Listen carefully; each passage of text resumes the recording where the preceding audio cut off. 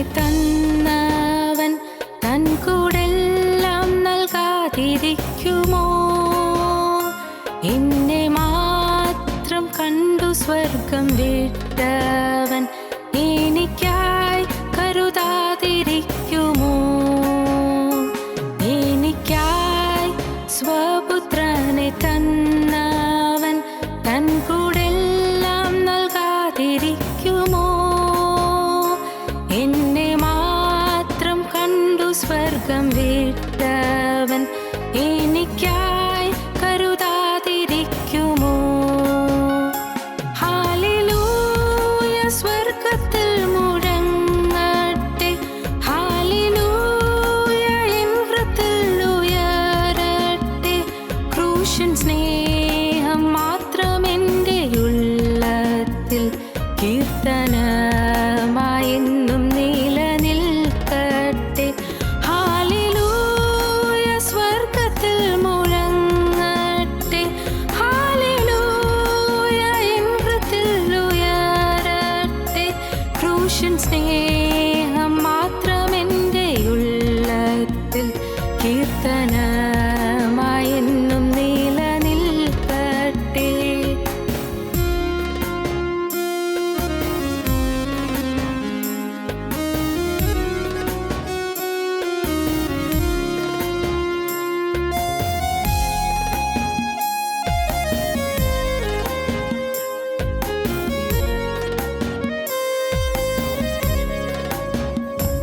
N പേർക്കായി യാഗമൃഗമായവൻ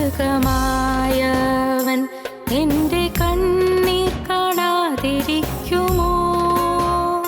എല്ലാവരാലും ഒറ്റപ്പെട്ട കുഞ്ഞാടു കാണവരെ ഉയർത്താതിരിക്കുമോ?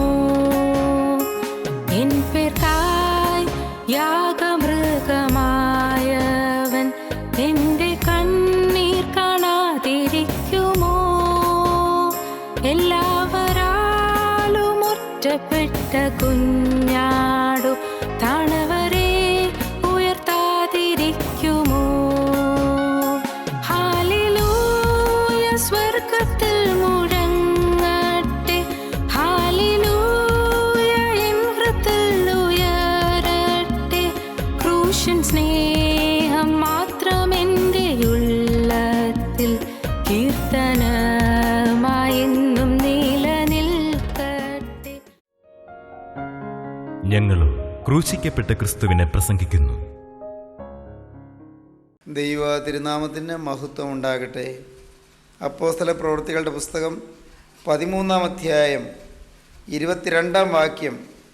അങ്ങ് അവനെ നീക്കിയിട്ട് ദാവീദിനെ അവർക്ക് രാജാവായി വാഴിച്ചു. ഞാൻ ഇശ്ശായിയുടെ മകനായ ദാവീദിനെ എനിക്ക് ബോധിച്ച പുരുഷനായി കണ്ടു.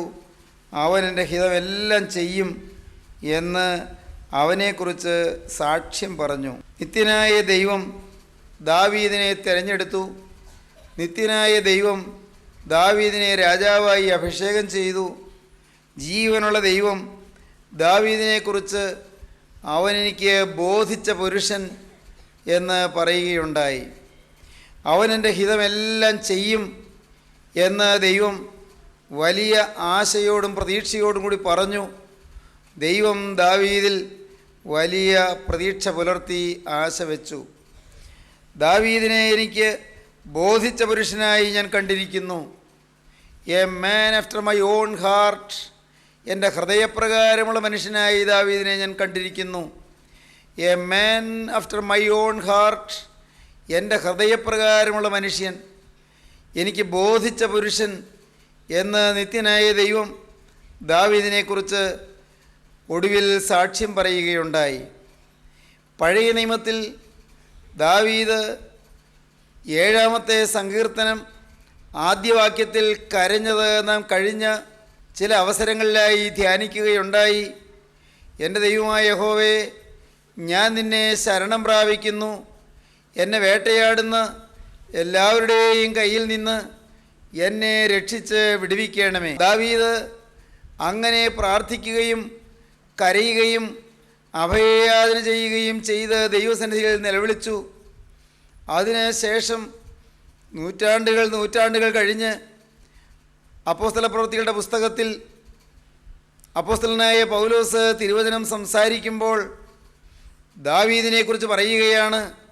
ദാവീദ് ദൈവത്തിൻ്റെ ഹൃദയപ്രകാരമുള്ള മനുഷ്യനായി തീർന്നു എന്ന്. ദാവീദ് ദൈവത്തിന് ബോധിച്ച പുരുഷനായി തീർന്നുവെന്ന്. ദാവീദ് ദൈവത്തിൻ്റെ ഹിതമെല്ലാം ചെയ്യുമെന്ന് ദൈവം പ്രത്യാശ പുലർത്തിയെന്ന്. തുടർന്ന് അതേ പ്രസംഗത്തിൽ തന്നെ അപ്പോസ്തലനായ പൗലോസ് പറയുന്നു. അപ്പോസ്തല പ്രവൃത്തികളുടെ പുസ്തകം 12-ാം അധ്യായം 36-ാം വാക്യത്തിൽ ദാവീദ് തൻ്റെ തലമുറയിൽ ദൈവത്തിൻ്റെ ആലോചനയ്ക്ക് ശുശ്രൂഷ ചെയ്ത ശേഷം നിദ്ര പ്രാപിച്ചു, തൻ്റെ പിതാക്കന്മാരോട് ചേർന്നു ദ്രവത്വം കണ്ടു. ദാവീദ് തൻ്റെ തലമുറയിൽ ദൈവത്തിൻ്റെ ആലോചനയ്ക്ക് ശുശ്രൂഷ ചെയ്ത ശേഷം നിദ്ര പ്രാപിച്ചു. ദാവീദ് മരിക്കുന്നതിന് മുൻപ് ദൈവത്തിൻ്റെ ആലോചനയ്ക്ക് ശുശ്രൂഷ ചെയ്തു. ദാവീദ് ഈ ഭൂമിയിലെ തൻ്റെ ജീവിതം പര്യവസാനിക്കുന്നതിന് മുൻപായി ദൈവത്തിൻ്റെ ഹിതമെല്ലാം നിവർത്തിച്ചു. ദൈവത്തിൻ്റെ ആലോചനയ്ക്ക് ശുശ്രൂഷ ചെയ്തു, അതിനുശേഷം നിദ്ര പ്രാപിച്ചു. ദാവീദിന് എല്ലാ മനുഷ്യർക്കും എന്ന പോലെ ഒരേ ഒരായുസ് മാത്രം. നമുക്കും അതെ, ദാവീദിനും അതെ, ഒരേ ഒരായുസ് മാത്രം. ഈ ഒരായുഷ്കാലം എങ്ങനെ ചെലവഴിക്കുന്നു? ദൈവത്തിൻ്റെ ആലോചനയ്ക്ക് ശുശ്രൂഷ ചെയ്ത ശേഷം ഈ ആയുഷ്കാലം തീരുവാൻ നമുക്ക് സാധിക്കുമോ? അതാണ് ജീവിതത്തിൻ്റെ മാറ്റിൻ്റെ ഉരകല്ല്. നമ്മുടെ ജീവിതത്തിൻ്റെ മാറ്റ് നിർണ്ണയിക്കുന്ന, ജീവിതത്തിൻ്റെ മൂല്യം നിർണ്ണയിക്കുന്ന ഗൗരവമേറിയ കാര്യമാണ് ഞാൻ എങ്ങനെ ഈ ഭൂമിയിൽ ആയുഷ്കാലം തയ്ക്കുന്നു എന്നുള്ളത്. ഞാൻ എത്ര സമ്പത്ത് നേടി എന്നുള്ളതല്ല, ഞാൻ എത്ര വിദ്യാഭ്യാസം നേടി എന്നുള്ളതല്ല, ഞാൻ ഈ ലോകത്ത് ഏതെല്ലാം ഔന്നത്യങ്ങൾ സമ്പാദിച്ചു എന്നുള്ളതല്ല, ഏതെല്ലാം പേരും പെരുമയും മാനവും ധനവും ആഠ്യത്വവും യശസ്സും കീർത്തിയും പെരുമയും പ്രാപിച്ചു എന്നുള്ളതല്ല. എന്നെ സംബന്ധിച്ച്, നാം ഓരോരുത്തരെ സംബന്ധിച്ചും ദൈവത്തിൻ്റെ ആലോചനയ്ക്ക് ശുശ്രൂഷ ചെയ്ത ശേഷം നിദ്ര പ്രാപിക്കുവാൻ നമുക്ക് കഴിയുമോ എന്നുള്ളതാണ് നമ്മുടെ ജീവിതത്തിൻ്റെ വില കൽപ്പിക്കുന്ന വസ്തുത. ഈ ഭൂമിയിലെ ആയുഷ്കാലം എങ്ങനെ നാം ചെലവഴിക്കുന്നു? ദൈവത്തിൻ്റെ ഹിതം നിവർത്തിക്കുന്നുണ്ടോ? ദൈവത്തിൻ്റെ ഇഷ്ടപ്രകാരം ജീവിക്കുന്നുണ്ടോ? ദൈവത്തിൻ്റെ ആലോചനയ്ക്ക് നാം ശുശ്രൂഷ ചെയ്യുന്നുണ്ടോ? ദൈവത്തിന് ബോധിച്ച പുരുഷനായി, ബോധിച്ച മനുഷ്യനായി, ദൈവത്തിന് ഹിതം നിവർത്തിക്കുന്ന ദൈവത്തിൻ്റെ ഇഷ്ടപുരുഷനായി നാം ജീവിക്കുന്നുണ്ടോ? ദാവീദ് ദൈവത്തിൻ്റെ ഹൃദയപ്രകാരമുള്ള മനുഷ്യനായിരുന്നു. നാം അങ്ങനെ ആകുന്നുണ്ടോ? A man after my own heart എന്ന് നമ്മെക്കുറിച്ച് പറയത്തക്കവണ്ണം നാം നിത്യനായ ദൈവത്തിൻ്റെ കൺമുൻപിൽ നാം വിശുദ്ധരും വിശ്വസ്തരുമായി ജീവിക്കുന്നുണ്ടോ എന്ന് നാം സ്വയം ഒന്ന് ശോധന ചെയ്യുന്നത് നന്നായിരിക്കും. ദാനിയേലിനെ കുറിച്ച് കർത്താവ് പറയുന്നത്, ദാനിയേൽ എൻ്റെ ഏറ്റവും പ്രിയ പുരുഷനെന്നാണ്. ദാവീദ് ദൈവത്തിൻ്റെ ഹൃദയപ്രകാരമുള്ള മനുഷ്യൻ, ദാനിയേൽ ദൈവത്തിന് ഏറ്റവും പ്രിയ പുരുഷൻ. അബ്രഹാമിനെക്കുറിച്ച് ദൈവം പറയുന്നു, എൻ്റെ സ്നേഹിതനായ അബ്രഹാം എന്ന്. നോഹയെക്കുറിച്ച് ദൈവം പറയുന്നു, നോഹ ദൈവത്തോടുകൂടെ നടന്നു, നോഹയ്ക്ക് ദൈവത്തിൻ്റെ കൃപ ലഭിച്ചു, നോഹ ആ തലമുറയിലെ നീതിമാൻ. ഹാനോക്കിനെ കുറിച്ച് ദൈവം പറഞ്ഞു, ഹാനോക്ക് ആദ്യത്തെ 65 സംവത്സരം ദൈവവിചാരമില്ലാത്തവനായി ജീവിച്ചു. എന്നാൽ 65 വയസ്സിൽ ഹാനോക്കിൻ്റെ ജീവിതം വഴിമാറി. ഹാനോക്കിൻ്റെ ജീവിതം മാനസാന്തരത്തിലേക്ക് വന്നു. ഹാനോക്ക് ദൈവത്തോടു കൂടെ നടക്കാൻ തുടങ്ങി, ദൈവത്തോടുകൂടെ നടന്നു. ഹാനോക്ക് 65 വയസ്സ് മുതൽ പിന്നീടുള്ള 300 വർഷം ദൈവത്തോടുകൂടെ നടന്നു എന്ന് നാം ഉൽപ്പത്തി പുസ്തകം 5-ാം അധ്യായത്തിൽ വായിക്കുന്നുണ്ട്. നോഹ ദൈവത്തോടുകൂടെ നടന്നു, ആ തലമുറയിലെ നീതിമാൻ എന്ന് ദൈവത്തിൻ്റെ ശബ്ദം കേൾക്കുവാൻ നോഹയ്ക്ക് ഭാഗ്യം ലഭിച്ചു. മോശയെക്കുറിച്ച് ദൈവം പറഞ്ഞു, എനിക്ക് എൻ്റെ ഗ്രഹത്തിലൊക്കെയും ഏറ്റവും വിശ്വസ്തനായ പുരുഷനെന്ന്. പൂർവീയ പിതാക്കന്മാരെക്കുറിച്ച് നിത്യനായ ദൈവം ഇങ്ങനെ ഓരോ വാക്കുകൾ അവിടുന്ന് കൽപ്പിച്ചിട്ടുണ്ട്, അരുളി ചെയ്തിട്ടുണ്ട്. നമ്മെക്കുറിച്ച് എന്താണ് കർത്താവ് പറയുന്നത്? ദൈവത്തിൻ്റെ വിശ്വസ്ത പുരുഷനും നമ്മെക്കുറിച്ച് പറയുമോ? ദൈവത്തിൻ്റെ സ്നേഹിതനും നമ്മെക്കുറിച്ച് പറയുമോ? ഈ തലമുറയിലെ നീതിമാനും നമ്മെക്കുറിച്ച് പറയുമോ? ഏറ്റവും പ്രിയപുരുഷനും നമ്മെക്കുറിച്ച് പറയുമോ? പോരാ, എൻ്റെ ഹൃദയപ്രകാരമുള്ള മനുഷ്യനെന്ന് ദാവീദിനെക്കുറിച്ച് പറഞ്ഞതുപോലെ നമ്മെക്കുറിച്ച് പറയുമോ? നഥനയേലിനെ യേശു തമ്പുരാൻ കണ്ടു. യേശു ക്രിസ്തു കണ്ട് നഥനയേലിനെ കണ്ടു പറഞ്ഞു, ഇതാ സാക്ഷാൽ ഇസ്രായേല്യൻ, ഇവനിൽ കപടമില്ല എന്ന്. പ്രിയപ്പെട്ടവരെ, കപടമില്ലാത്തവനെന്ന് ദൈവം സാക്ഷിക്കുന്ന എത്രയും ശ്രേഷ്ഠമായ അനുഭവം. നാം ചിന്തിക്കൂ, എനിക്ക് ദൈവം തരുന്നതായ പേരെന്താണ്? എനിക്ക് ദൈവം തരുന്നതായ വിശേഷണം എന്താണ്? വിശ്വസ്ത പുരുഷനായി നമുക്ക് കാണപ്പെടാൻ താല്പര്യമുണ്ടോ? ദൈവത്തിനെ ബോധിച്ച പുരുഷനായി ഈ ഭൂമിയിൽ ജീവിപ്പാൻ നമുക്ക് താല്പര്യമുണ്ടോ? ദൈവത്തിൻ്റെ ഹിതമെല്ലാം ചെയ്യുന്നവനായി ഈ ഭൂമിയിൽ ജീവിപ്പാൻ നമുക്ക് താല്പര്യമുണ്ടോ?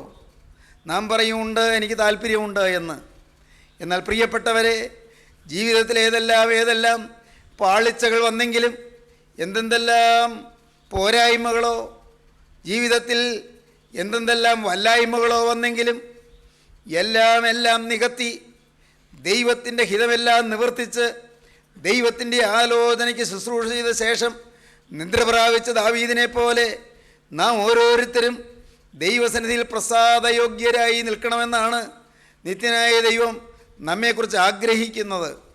ദൈവത്തെ പ്രസാദിപ്പിക്കുന്നവൻ, ദൈവത്തെ പ്രസാദിപ്പിക്കുന്നവൾ ആണോ? ഇതുവരെയുള്ള ജീവിതം അങ്ങനെയാണോ? ദാവീദിൻ്റെ ജീവിതം ദൈവം തിരഞ്ഞെടുത്ത ജീവിതമായിരുന്നു.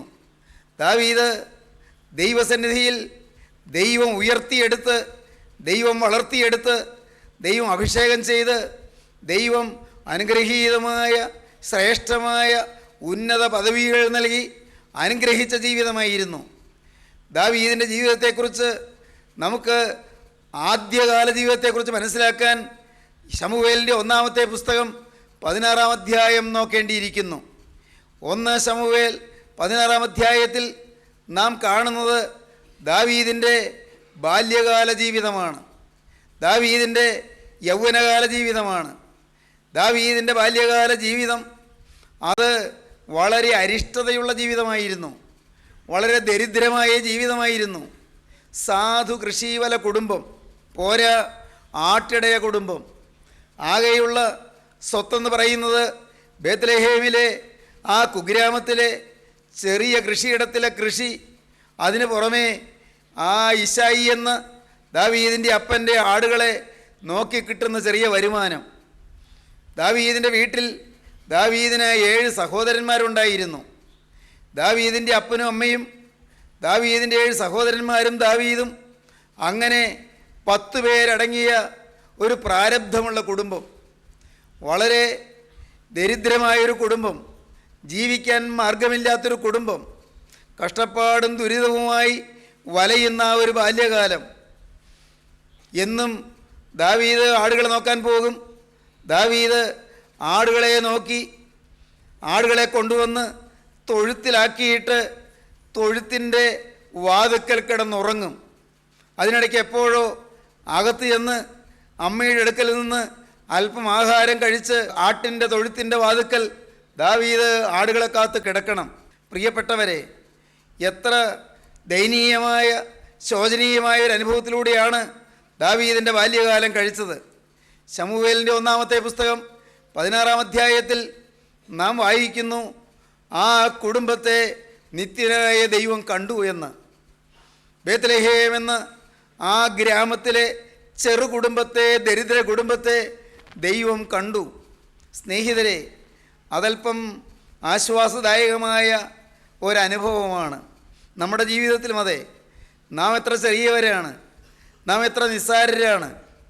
നമുക്ക് വിദ്യാഭ്യാസമില്ലായിരിക്കാം, നമുക്ക് പണമില്ലായിരിക്കാം, നമുക്ക് ആരോഗ്യമില്ലായിരിക്കാം, നമുക്ക് സൗന്ദര്യമില്ലായിരിക്കാം, നമുക്ക് ഈ ലോകത്ത് പേരും പെരുമയുമില്ലായിരിക്കാം, നമുക്ക് ബന്ധുബലമില്ലായിരിക്കാം, നമ്മുടെ ജീവിതത്തിൽ പല പല പോരായ്മകൾ ഉണ്ടായിരിക്കാം. പ്രിയപ്പെട്ടവരെ, എന്നാൽ ജീവനുള്ള ദൈവം നമ്മെ കാണുന്നു. ദാവീദ് പിൽക്കാലത്ത് പറഞ്ഞു, നമ്മുടെ താഴ്ചയിൽ നമ്മെ ഓർത്തവന് സ്തോത്രം ചെയ്യുവീൻ, അവൻ്റെ ദയ എന്നേക്കുമുള്ളത്. 136 സങ്കീർത്തനത്തിൽ അങ്ങനെയാണ് ദാവീദ് പറയുന്നത്, നമ്മുടെ താഴ്ചയിൽ നമ്മെ ഓർത്തവന് സ്തോത്രം ചെയ്യുവീൻ, അവൻ്റെ ദയ എന്നേക്കുമുള്ളത്. ഏകനായി മഹാത്ഭുതങ്ങളെ പ്രവർത്തിക്കുന്നവന് സ്തോത്രം ചെയ്യുവീൻ, അവൻ്റെ ദയ എന്നേക്കുമുള്ളത്. പ്രിയപ്പെട്ടവരെ, നമ്മുടെ നിസ്സാരതയിൽ നമ്മെ കാണുന്ന ദൈവം കഴിഞ്ഞ കാലത്തെ അരിഷ്ടതകൾ, കഴിഞ്ഞ കാലത്തെ ദാരിദ്ര്യങ്ങൾ, കഴിഞ്ഞ കാലത്തെ വറുതികൾ, കഴിഞ്ഞ കാലത്തെ പ്രതിസന്ധികൾ, കഴിഞ്ഞ കാലത്തെ ദുരിതങ്ങൾ, കഴിഞ്ഞ കാലത്തെ യാതനകൾ, കഴിഞ്ഞ കാലത്തെ രോഗാതുര ജീവിത രംഗങ്ങൾ, കഷ്ടപ്പാടിലും ക്ലേശത്തിലും വലഞ്ഞിരുന്നതായ ഒരു കഴിഞ്ഞ കാലം. പ്രിയപ്പെട്ടവരെ നോക്കൂ, ദാവീദിൻ്റെ ആ കുടുംബം വലഞ്ഞു കഴിഞ്ഞ കാലത്താണ് സ്വർഗത്തിലെ ദൈവം ആ കുടുംബത്തെ സന്ദർശിച്ചത്. ഇന്ന് ഈ വാക്കുകളെ കേൾക്കുമ്പോൾ നിങ്ങൾ കൊതിപൂണ്ട് ദൈവത്തോട് പറയണം, കർത്താവേ, ഇന്ന് ഞാനിതാ വലഞ്ഞും ഉലഞ്ഞും വിഷമിച്ചും ഭാരപ്പെട്ടും ആകുലപ്പെട്ടും ആവലാതി കൊണ്ടുകൂടെ ഇരിക്കുകയാണ്. ഒട്ടേറെ പ്രശ്നങ്ങളിൽ ഞാൻ ഞെരിഞ്ഞുകൊണ്ടിരിക്കുകയാണ്. താങ്ങാനാവാത്ത ദുരിതങ്ങളും വഹിക്കാൻ വയ്യാത്തതായ പ്രതിസന്ധികളും എൻ്റെ ജീവിതത്തെ വലയം ചെയ്ത് എന്നെ വീർപ്പ് മുട്ടിക്കുകയാണ്. എൻ്റെ കർത്താവേ, എന്നെ നീ ഒന്ന് സന്ദർശിക്കണമേ, എന്നെ നീ ഒന്ന് നോക്കണമേ, എൻ്റെ ഈ ദയനീയ അവസ്ഥയിൽ നീ ഒന്ന് മനസ്സലിയണമേ, എന്നെ നാഥാ നീ ഒന്ന് മനസ്സലിഞ്ഞ് നോക്കണമേ. ദാവീദ് പിൽക്കാലത്ത് പറയുകയുണ്ടായി, ഞാനോ എളിയവനും ദരിദ്രനുമാകുന്നു, എങ്കിലും കർത്താവ് എന്നെ വിചാരിക്കുന്നു. യഹോവ നമ്മെ ഓർത്തിരിക്കുന്നെന്ന് ദാവീദ് പിന്നൊരു സങ്കീർത്തനത്തിൽ പറയുന്നുണ്ട്. ഞാനോ എളിയവനും ദരിദ്രനുമാകുന്നു, എങ്കിലും കർത്താവ് എന്നെ വിചാരിക്കുന്നു.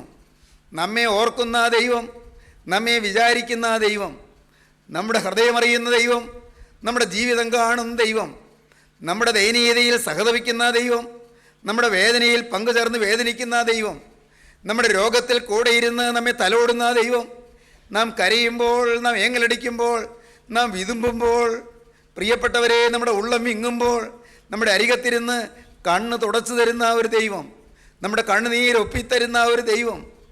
എത്ര യാഥാർത്ഥ്യമാണ് ഈ ദൈവം! കർത്താവായ യേശു, oh Jesus Christ, so real a God. പ്രിയപ്പെട്ടവരെ, എത്ര യാഥാർത്ഥ്യമാണ് ക്രിസ്തു! നിങ്ങൾ ജീവിതത്തിൽ കൊടുമ്പിരിക്കൊണ്ട പ്രശ്നങ്ങളിൽപ്പെട്ട് ഉലയുമ്പോൾ നിങ്ങൾ ഒരു നിമിഷം നിങ്ങളിലേക്ക് തന്നെ ഒന്ന് ചുരുങ്ങിയിട്ട്, നിങ്ങളുടെ മുറിയിലേക്ക് മാറിയിട്ട്, അല്ലെങ്കിൽ നിങ്ങൾ മറ്റുള്ളവരുടെ ഇടയിൽ നിൽക്കുന്നെങ്കിലും ഇരിക്കുന്നെങ്കിലും അല്ല കിടക്കുന്നെങ്കിലും, നിങ്ങൾ നിങ്ങളിലേക്ക് തന്നെ ഒന്ന് ചുരുങ്ങിയിട്ട് നിങ്ങൾ ഒന്ന് ഉള്ളുയർത്തുവീൻ. നാഥാ, നീ എന്നെ ഒന്ന് ഓർക്കണമേ. കർത്താവേ, നീ എന്നെ ഒന്ന് സന്ദർശിക്കണമേ. എന്നെ നീ ഒന്ന് വിചാരിക്കണമേ. ഞാനൊരാളിവിടെ ആവശ്യക്കാരനായിട്ടുണ്ട് എന്ന് എൻ്റെ ദൈവമേ, നീ എന്നെ ഒന്ന് നോക്കണമേ. സഹോദരങ്ങളെ, അങ്ങനെ നാം പ്രാർത്ഥിക്കുമ്പോൾ നമ്മുടെ അരികത്ത് വരുന്ന ഒരു ദൈവമുണ്ട്, നമുക്ക് സമീപസ്ഥനായ ഒരു ദൈവമുണ്ട്. കാരണം ദൈവത്തിൻ്റെ വചനം അങ്ങനെയാണ് പറയുന്നത്, വചനത്തിൻ്റെ വള്ളിക്കും പുള്ളിക്കും മാറ്റമില്ല. യഹോവ തന്നെ വിളിച്ചപേക്ഷിക്കുന്ന, സത്യമായി തന്നെ വിളിച്ചപേക്ഷിക്കുന്ന ഏവർക്കും സമീപസ്ഥനാകുന്നു എന്ന് 145 സങ്കീർത്തനം 18 വാക്യം പറയും. യഹോവ തന്നെ വിളിച്ചപേക്ഷിക്കുന്ന ഏവർക്കും, സത്യമായി തന്നെ വിളിച്ചപേക്ഷിക്കുന്ന ഏവർക്കും സമീപസ്ഥനാകുന്നു. പ്രിയപ്പെട്ടവരെ, നിങ്ങളെല്ലാവരും ഈ കൂട്ടായ്മയിൽ വന്നില്ലെങ്കിലും, നിങ്ങൾ ഈ വാക്കുകളെ കേൾക്കുന്ന ആരും ദൈവത്തിൻ്റെ വചനം പറയുന്ന എന്നെ പരിചയപ്പെട്ടില്ലെങ്കിലും, സഹോദരങ്ങളെ, ഒന്ന് നിങ്ങളോട് പറയട്ടെ, നിങ്ങളായിരിക്കുന്ന അവസ്ഥയിൽ നിങ്ങൾ എവിടെയാണോ അവിടെ എൻ്റെ കർത്താവേ എന്ന് പറഞ്ഞ് കർത്താവായ യേശു ക്രിസ്തുവിനെ ഒന്ന് വിളിച്ചാൽ വിളി കേട്ട് ഓടി വരുന്ന ഒരു ദൈവമുണ്ട്. വിളിച്ചാൽ വിളി കേൾക്കുന്ന ഒരു യേശുവുണ്ട്. വിളിച്ചാൽ വിളി കേൾക്കുന്ന ഒരു ദൈവം. സഹോദരങ്ങളെ, ഇതൊരു യാഥാർത്ഥ്യമാണ്. So real a God and so dear A God and so near A God. ആ ദൈവം അത്ര പ്രിയങ്കരനാണ്. ആ ദൈവം അത്ര ചേർന്ന് നിൽക്കുന്നവനാണ്. നമ്മുടെ വേദനയിൽ സഹതപിച്ച് ഒപ്പം ഇരുന്ന് നമ്മെ തലോടുന്നവനാണ്. താങ്ങി തലോടി നമ്മെ സഹായിച്ച് തരുന്നവനാണ്. ദാവീദിനെ ദൈവം സന്ദർശിച്ചു, ആ കുടുംബത്തെ ദൈവം സന്ദർശിച്ചു. എന്താണ്, എങ്ങനെയാണ് അറിഞ്ഞത്? ഒരു ദിവസം ശമൂവേൽ പ്രവാചകൻ അറിയിച്ചു, ഇശായി അറിയിച്ചു. ശമൂവേൽ പ്രവാചകൻ ശീലോവിലാണ്, ബേത്ലഹേമിലേക്ക് ആളയച്ച് അറിയിച്ചു, ഇശായി നിന്റെ മക്കളിൽ ഒരാളെ രാജാവാക്കാൻ സ്വർഗത്തിലെ ദൈവം പ്രസാദിച്ചിരിക്കുന്നു. ഇശായി അങ്ങ് ത്രിൽഡായി. ഇശായി അങ്ങ് ആനന്ദത്തിൽ ഉള്ളം നൃത്തം ചെയ്തു. എന്താണ് ഈ കേൾക്കുന്നത്? എൻ്റെ കുടുംബത്തിൻ്റെ പട്ടിണി മാറും, എൻ്റെ കുഞ്ഞുങ്ങളുടെ ഭാവി ശോഭനമാകും. ഈ കുഗ്രാമത്തിലെ കൊച്ചു ഭവനത്തിൽ, ദരിദ്ര കുടുംബത്തിൽ ഒരാളിതാ രാജാവായി കൊട്ടാരത്തിൽ വാഴാൻ പോകുന്നു. അസുലഭ ഭാഗ്യം, അപൂർവ ഭാഗ്യം, പ്രതീക്ഷിക്കാത്ത സൗഭാഗ്യം, അവിചാരിതമായി കൈവന്ന മഹാഭാഗ്യം. പ്രിയപ്പെട്ടവരെ, ഇശായി മക്കളെ വിളിച്ചു, ഭാര്യയെ വിളിച്ചു. മക്കളെ, നമ്മുടെ പട്ടിണി മാറാൻ പോവുകയാണ് കേട്ടോ, നമ്മുടെ ദുരിതം മാറാൻ പോവുകയാണ്, നമ്മുടെ കഷ്ടപ്പാട് മാറാൻ പോവുകയാണ്. എന്തൊരു ഭാഗ്യം! ദൈവം തമ്പുരാൻ ശമൂവേൽ പ്രവാചകൻ്റെ നാവിൽ കൂടി ഒരറിയിപ്പ് തന്നിരിക്കുന്നു. ദൈവം നിങ്ങളിൽ ഒരാളെ, എൻ്റെ മക്കളിൽ ഒരാളെ രാജാവാക്കാൻ തീരുമാനിച്ചിരിക്കുന്നു. നാളെ ശീലോയിൽ ചെല്ലാനാണ് അരുളപ്പാട്. ഒരുങ്ങിക്കോ, നാളെ നേരത്തെ എഴുന്നേറ്റ് കുളിച്ച് തയ്യാറായി ഒരുങ്ങിക്കോ. പിള്ളേർക്കെല്ലാം സന്തോഷം, എല്ലാവർക്കും ആനന്ദം, ഉള്ളം തുടിക്കുകയാണ്. ആനന്ദത്തിലങ്ങ് വേലിയേറ്റം കൊണ്ട് ഹൃദയം കുതിക്കുകയാണ്. പിറ്റേന്ന് അതിരാവിലെ എഴുന്നേറ്റു, എല്ലാവരും കുളിച്ചു ഡ്രസ്സ് ചെയ്തു. എല്ലാവരും, മക്കൾ 8 പേരുമുണ്ട്, ദാവീദുണ്ടല്ലോ കൂടെ. അപ്പൻ പറഞ്ഞു, മക്കളെ എല്ലാവരും തയ്യാറായോ? പൂവല്ലോ, എന്നാൽ പുറപ്പെട്ടോളൂ. അപ്പൻ പിന്നെ ഒരു വാക്കുകൂടി പറഞ്ഞു, ദാവീദേ, നീ ആടുകളെ നോക്കാൻ പൊയ്ക്കോ കേട്ടോ. അതെന്താ? അപ്പനറിയാം ഈ ദാവീദിന് രാജാവാകാൻ കൊള്ളുകയില്ലെന്ന്, ദാവീദിന് അതിന് കൊള്ളുകയില്ലെന്ന് അപ്പനറിയാം. അപ്പൻ്റെ അസസ്മെൻ്റ് അങ്ങനെയാണ്. കാരണം ഇത്രയും നാളറിയാമല്ലോ, ഒരു പ്രാപ്തിയില്ലാത്ത കൊച്ചൻ. ആകെ അറിയാം പാട്ടും പാടി ആടുകളുടെ പുറകെ നടക്കാനറിയാം. ആകെ അറിയാം ദൈവത്തെ സ്തുതിച്ചുകൊണ്ട് ഇങ്ങനെ പാട്ടും പാടി നടക്കാനറിയാം. പിന്നെ ഒന്നുകൂടി അറിയാം, കവിണയിൽ കല്ല് വെച്ച് എറിയാനറിയാം. പിന്നെ എന്നെ അറിയാവുന്നേ? വേറെ ഒന്നും അറിയാൻ പാടില്ല. മറ്റു മക്കളുണ്ടല്ലോ, അവരെല്ലാം നല്ല കരുത്തരാണ്, നല്ല അരോഗ ദൃഢഗാത്രരാണ്, നല്ല വീരശൂര പരാക്രമികളാണ്, നല്ല കരുത്തുറ്റവരാണ്. അവരെ അതിന് കൊള്ളാമെന്ന് അപ്പനറിയാം. അവരെ എല്ലാവരെയും 7 പേരെയും കൂട്ടിക്കൊണ്ട് ഇശായി യാഗസ്ഥലത്തേക്ക് ശീലോവിലേക്ക് പോയി. ശമൂവേൽ ഇശായിയോട് ചോദിച്ചു, ഇശായി, നിൻ്റെ മക്കളെ കൊണ്ടുവന്നിട്ടുണ്ടോ? ഉണ്ടെന്നോ? ഉണ്ട്, അവരല്ലേ ഈ നിൽക്കുന്നത്. കാണട്ടെ. മൂത്ത മകൻ ഏലിയാബ് എന്നാണ് അവൻ്റെ പേര്. ഏലിയാബല്ല, ഏലിയാബ്. ഏലിയാബിനെ നീക്കി നിർത്തി. ശമൂവേൽ അടിമുടി നോക്കി, ഇവനെ യഹോവ തിരഞ്ഞെടുത്തിട്ടില്ല. ദൈവം പറയുന്നു, മനുഷ്യൻ പുറമേയുള്ളത് നോക്കുന്നു, യഹോവയോ ഹൃദയങ്ങളെ നോക്കുന്നു. ഇവനെ ദൈവം തിരഞ്ഞെടുത്തിട്ടില്ല. ഏലിയാബ് മാറി നിന്നു. പിന്നെ അടുത്ത അബീനാദാബാണ്. അബീനാദാബിനെ നീക്കി നിർത്തി. ഇവനെയും ദൈവം തിരഞ്ഞെടുത്തിട്ടില്ല. പിന്നെ അടുത്തത് ശിമേയി എന്ന് പറയുന്ന ശമ്മായാണ്. ശിമേയിയെ നീക്കി നിർത്തി, ശമ്മ. ഇവനെയും തിരഞ്ഞെടുത്തിട്ടില്ല. 4, 5, 6, 7 ഇവരെ ആരെയും തിരഞ്ഞെടുത്തിട്ടില്ല. ഇതെന്താണിത്? ശമൂവേലിൻ്റെ മുഖം ആലോചനാ ബാഹുല്യം കൊണ്ട്, അല്പം ചിന്താപാരവശ്യം കൊണ്ട് വിവരണമായി. ശമൂവേൽ ചോദിച്ചു, ഇശായി, നിൻ്റെ മക്കൾ എല്ലാവരും ആയോ? കാരണം ദൈവത്തിൻ്റെ അരുളപ്പാട് ഇശായിയുടെ മക്കളിൽ ഒരാളെ രാജാവാക്കുമെന്നാണ്. ആ കാര്യം അറിയിച്ചതാണ്. ഇശായിയോട് ചോദിച്ചു, മക്കളെ കൊണ്ടുവന്നിട്ടുണ്ടോ? ഉണ്ട്, കൊണ്ടുവന്നിട്ടുണ്ട്. പക്ഷേ ഈ മക്കളെ ആരെയും തിരഞ്ഞെടുത്തിട്ടില്ല. പിന്നെ എന്തു പറ്റി? എവിടെയാണ് തെറ്റുപറ്റിയത്? ശമൂവേലിന് മനസ്സിലാകുന്നില്ല. ഇശായി, നിൻ്റെ മക്കൾ എല്ലാവരുമായോ? ഇശായിയുടെ മുഖത്തൊരു മ്ലാനത, ഏതാണ്ടൊരു ജാള്യം, ഒരു തെല്ല് പ്രയാസം. ഇശായി പറഞ്ഞു, ഇല്ല, ഉള്ളതിൽ ഇളയവനുണ്ട്, അവൻ ആടുകളെ മേക്കിയാകുന്നു എന്ന് പറഞ്ഞാൽ അതിൻ്റെ അർത്ഥം എന്താണ്? അവനെ അതിനെ കൊള്ളാവൂ. 1 ശമൂവേൽ 16-ാം അധ്യായം നിങ്ങൾ വായിച്ചാൽ നിങ്ങളുടെ ഉള്ളം ത്രസിക്കും. നിങ്ങൾ ആനന്ദം കൊണ്ട് ദൈവത്തെ സ്തുതിച്ച് മതിമറന്ന ദൈവത്തെ വാഴ്ത്തിപ്പാടും. കാരണം ജീവനുള്ള ദൈവം പുറമേയുള്ളതല്ല നോക്കുന്നത്, ഹൃദയമാണ് ദൈവം നോക്കുന്നത്. മനുഷ്യൻ പുറമേയുള്ളത് നോക്കുന്നു, യഹോവയോ ഹൃദയങ്ങളെ നോക്കുന്നു. സ്നേഹിതരെ കേൾക്കൂ. ഇശായിയോട് ശമൂവേൽ പറഞ്ഞു, വേഗം ആളയച്ച് അവനെ വരുത്തുക, അവൻ വന്നിട്ടില്ലാതെ നാം പന്തിക്കിരിക്കുകയില്ല. പെട്ടെന്ന് ഇതാ ആൾ പോയി. വീട്ടിലാണോ? അങ്ങ് കാട്ടിൽ, അങ്ങ് മലഞ്ചെരുവിൽ ആടുകൾ പിറകെ നടക്കുന്നു. അവന് പരിഭവമില്ല, അവന് നിരാശയില്ല, അവന് നീരസമില്ല, അപ്പനോട് കയ്പില്ല, സഹോദരന്മാരോട് അസൂയയില്ല. അവൻ ദൈവത്തെ സ്തുതിച്ചുകൊണ്ട് ആടുകൾ പിറകെ നടക്കുകയാണ്. പെട്ടെന്ന് ആൾ ചെന്ന് പറഞ്ഞു, അവനെ ഒരുക്കി, ഇതാ അവൻ വേഗം വരികയാണ്. എൻ്റെ ധാരണ അങ്ങനെ ബൈബിളിലില്ല. അവൻ്റെ വേഷം പോലും മാറിയില്ലെന്നാണ്. പാവം ആട് നോക്കുന്ന വേലയിൽ നിന്ന് ആ ഒരു ചെറിയ കച്ചത്തോർത്ത് കൊടുത്ത് ആ ചെറിയ കവണയും കയ്യിൽ പിടിച്ച് അങ്ങനെ ആടുകൾ പിറകെ നടന്നവൻ ആടിനെ നോക്കുന്നൊരു ചെറിയ കോലും കയ്യിൽ വെച്ചുകൊണ്ട് അവനിതാ വരുന്നു. ദൂരെ നിന്ന് ദാവീദ് വരുന്നത് കണ്ടപ്പോൾ തന്നെ ശമൂവേൽ പ്രവാചകൻ വിളിച്ചു പറഞ്ഞു, ഇവനത്രേ യഹോവയുടെ അഭിഷിക്തൻ, ഇവനത്രേ ഇസ്രായേലിൻ്റെ രാജാവ്. ദൈവത്തിൻ്റെ വലിയ നാമം മഹത്വപ്പെടട്ടെ. സഹോദരങ്ങളെ, പിൽക്കാലത്ത് സങ്കീർത്തനക്കാരനായ ആസാഫ് എഴുതി 78-ാമത്തെ സങ്കീർത്തനം 70-ാം വാക്യത്തിൽ പറഞ്ഞു, അവൻ തൻ്റെ ദാസനായ ദാവീദിനെ തെരഞ്ഞെടുത്തു, ആട്ടിൻ തൊഴുത്തിൽ നിന്ന് അവന് വരുത്തി, ആടുകൾ നോക്കുന്ന വേലയിൽ നിന്ന് അവനെ കൊണ്ടുവന്നു, തള്ളയാടുകൾ നോക്കുന്ന വേലയിൽ നിന്ന് അവനെ കൊണ്ടുവന്നു. അവൻ തൻ്റെ ദാസനായ ദാവീദിനെ തെരഞ്ഞെടുത്തു, ആട്ടിൻ തൊഴുത്തിൽ നിന്ന് അവന് വരുത്തി, തൻ്റെ ജനമായ ഇസ്രായേലിനെയും താൻ മേയിക്കുന്ന യാക്കോബിനെയും മേയിക്കേണ്ടതിന് അവനവനെ തള്ളയാടുകൾ നോക്കുന്ന വേലയിൽ നിന്ന് കൊണ്ടുവന്നു, കൈമിടുക്കോടെ അവരെ നടത്തി എന്ന്. സഹോദരങ്ങളെ ഓർക്കൂ, ജീവനുള്ള ദൈവം ദാവീദിനെ തെരഞ്ഞെടുത്തു. ആ ദാവീദ് ദൈവത്തിൻ്റെ ഹൃദയപ്രകാരമുള്ള മനുഷ്യനെന്ന് ദൈവം പിൽക്കാലത്ത് കൽപ്പിച്ചു. ദൈവത്തിന് ബോധിച്ച പുരുഷനെന്ന് ദൈവം പറഞ്ഞു. എന്നാൽ ഇടക്കാലത്തൊരു അപകടം പറ്റി. എന്താണ്? ദാവീദിനെ പാപം വേട്ടയാടി. എന്നാൽ പാപം വേട്ടയാടിയെങ്കിലും ദാവീദിൻ്റെ ജീവിതത്തിൽ തിന്മകൾ വന്നെങ്കിലും ദാവീദ് അനുതപിച്ചു. ദാവീദ് ദൈവസന്നിധിയിലിരുന്ന് കരഞ്ഞു, തെറ്റുകൾ കണ്ടു, തന്നെ തിരിച്ചറിഞ്ഞു, അനുതാപത്തോടെ ദൈവത്തിൻ്റെ കരുണയ്ക്ക് വേണ്ടി യാചിച്ചു. നാഥ ക്ഷമിക്കണമേ, ദൈവമേ നിൻ്റെ കൃപയിൻ പ്രകാരം എന്നോട് കരുണ ചെയ്യണമേ, നിൻ്റെ അനുഗ്രഹത്തിൻ്റെ ബഹുത്വത്തിൻ പ്രകാരം എൻ്റെ ലംഘനങ്ങളെ മായിച്ചു കളയണമേ എന്ന് പറഞ്ഞ് ദാവീദ് കരഞ്ഞു. ദാവീദിൻ്റെ അനുതാപം ദൈവസന്നിധിയിൽ ചെന്നു. തകർന്നതും നുറുങ്ങിയതുമായ ഹൃദയത്തോടെ കരഞ്ഞ ദാവീദിൻ്റെ പ്രാർത്ഥന ദൈവം കേട്ടു. ദാവീദിനെ ദൈവം കൈക്കൊണ്ടു, ദാവീദിനെ ദൈവം അംഗീകരിച്ചു.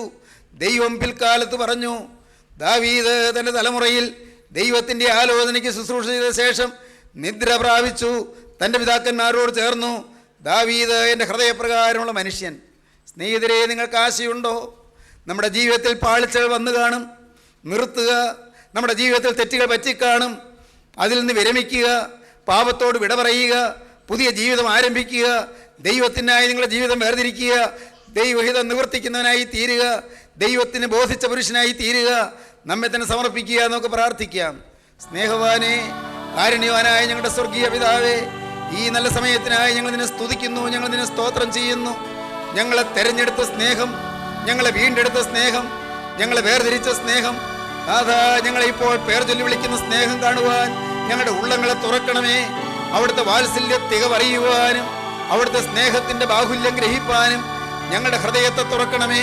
നാഥാ ഞങ്ങളെ അനുഗ്രഹിക്കണമേ. ഈ വചനം കേട്ട എല്ലാവരെയും അവിടുത്തെ കരം വെച്ച് ആശീർവദിക്കണമേ. പുതിയ ശാന്തി നൽകണമേ, പുതിയ സമാധാനം നൽകണമേ, അനുഗ്രഹ വായ്പിലേക്ക് നയിക്കണമേ. തിരുനാമം മഹത്വപ്പെടുത്തണമേ. യേശുക്രിസ്തുവിൻ്റെ വിലയേറിയ നാമത്തിൽ തന്നെ.